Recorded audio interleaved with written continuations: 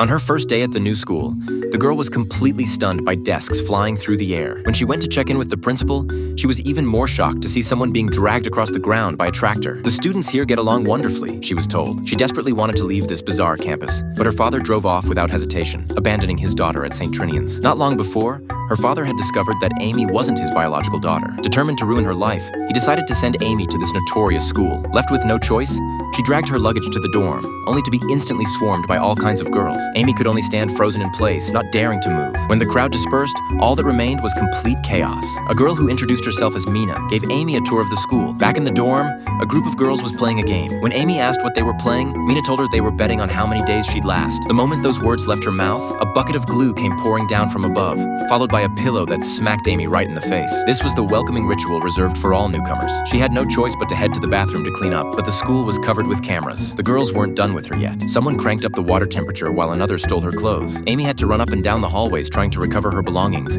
only to crash into a glass door. The whole incident was witnessed by countless people. The teachers turned a blind eye because every new girl went through the same ordeal. Frustrated, she called her father, hoping he'd come take her home, but he pretended the signal was bad. Amy angrily threw her phone aside, accidentally smashing a nearby sculpture. The dorm supervisor came rushing over. Just when Amy thought she was about to be punished, the teacher announced she was being recruited for the field hockey team, simply because she hadn't encountered a player like Amy in a long time. That day, the newly appointed Minister of Education, Geoffrey, proposed a complete overhaul of the entire British education system. The chaotic St. Trinians became his primary target. At that moment, one of his subordinates couldn't help but tremble. 5 years ago, he'd been sent undercover to St. Trinians and suffered severe psychological trauma, but Geoffrey dismissed this concern. Under the guise of a friendly field hockey match, he brought his daughter's team to St. Trinians. Before their vehicle even entered the school grounds, it came under attack. Geoffrey's daughter stepped out of the car and immediately expressed her displeasure, while the team coach began to wonder if she'd walked into an insane asylum. Geoffrey was furious and was about to storm off to unleash his anger on the principal when he discovered she was Camilla, his college sweetheart. She looked at Geoffrey in disbelief. He made it clear that he was there to reform the school. Nobody likes being reformed, especially someone as independent as Camilla. As the two faced off, Geoffrey glanced down to discover that Camilla's dog was doing something rather inappropriate to his leg.